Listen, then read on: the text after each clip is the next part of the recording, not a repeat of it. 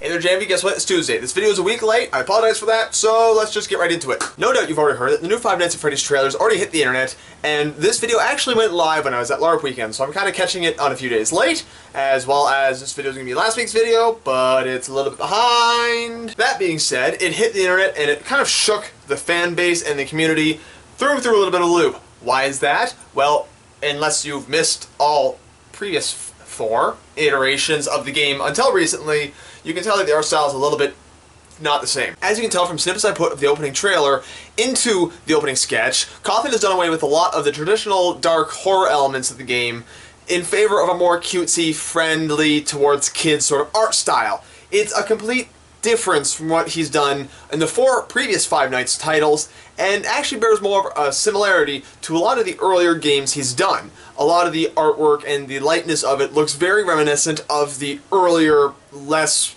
Five Nights at Freddy's-ish, Freddy-ish, Freddyism? Freddyese? I don't know, man. Freddy-esque? of the Freddy-esque versions of his games. The Five Nights ones. Not to mention he's taken the game style, turned it towards a turn-based strategy game. It's going to throw the complete thing on its head, which is actually something I'm a little excited for. I like turn-based strategy games. I'm very bad at them, but I like them. And turn-based strategy games is not a new medium for Cawthon to be working with. A lot of his earlier titles were similar genre. Drawing from a large cast of characters in the previous Five Nights titles, it looks like, as far as the gameplay style is concerned, there will be a lot of customization choice in your playstyle for your adventuring party that you can choose from that can really suit the way you want to play the game. Now, I'll admit, when I first saw the trailer, I, much like everybody else on the internet, thought that Scott Cawthon was just trolling us. Just threw that out there to throw us off our game, and wasn't actually anticipating making a game actually like that. He had said in previous interviews that Five Nights 4 was going to be the final chapter in that particular branch of story in the Five Nights at Freddy's universe, and he was going to try using a similar premise or similar characters for a new story arc completely in future games. All in all, I suspect we'll see a very polished, very well-made game that'll satisfy a lot of audiences and have a lot of the same dark and morbid secrets that we expected Five Nights titles to have at this point. Oh yeah!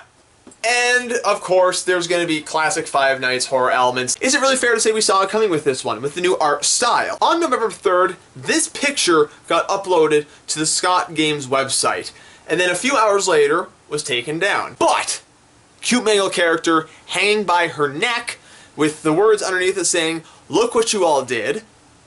That's a bit of a different tone for this game to be taking. There are a couple theories that stem about what this could possibly mean with the game, and the most popular current one is that Cawthon's decided to cancel production of Five Nights at Freddy's World, FNaF World, I don't really know which one it is, has decided to cancel production of it because of the overwhelmingly negative reviews of it, which I don't think that's true at all. If you look at the trailer, the video trailer, on Scott's YouTube page, you can see that the like-to-dislike ratio is a lot higher on the like side of things. As well as a lot of the overwhelmingly negative reviews of the new trailer seem to be on the more professional side of things. Professional reviewers and critics calling it a unfortunate step in the wrong direction. I'm not quoting anything in particular there, I'm just saying in general. I, however, like to believe that this picture is one of the first of the teaser pictures we'll see that we've seen in previous Five Nights titles that will start to give us little hints about what this story is going to be about.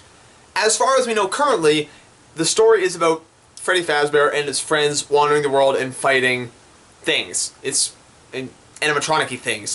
There seems to be no real story to it other than, look, it's a turn-based strategy game. I think that's what the picture so far is. It's a first glance at what the darker mystery of FNaF World is going to be. Besides, a move like this is a classic horror move, and it's a very effective one. If you're not really following what I'm talking about, let me explain. You start off your movie, your game, your story, whatever, in a very bright and colorful world. You start off making the audience feel comfortable, safe, and secure. Then, as it progresses, things get a little bit twisted. Things get a little bit darker, grimmer, creepy. The transition from happy, colorful, and safe to dark and ominous is a slow transition, but way more effective than when you start a game off in immediate dark atmosphere and then move it into darker atmosphere. You don't have a good contrast there. I suspect, since the game is to be released soon, it didn't specify, though there have been indications that 2016 is the release date, which we've seen from Five Nights 4, that could literally be any time in the next month. Much like in previous Five Nights titles, we can expect to see additional teaser material posted to Scott's Games website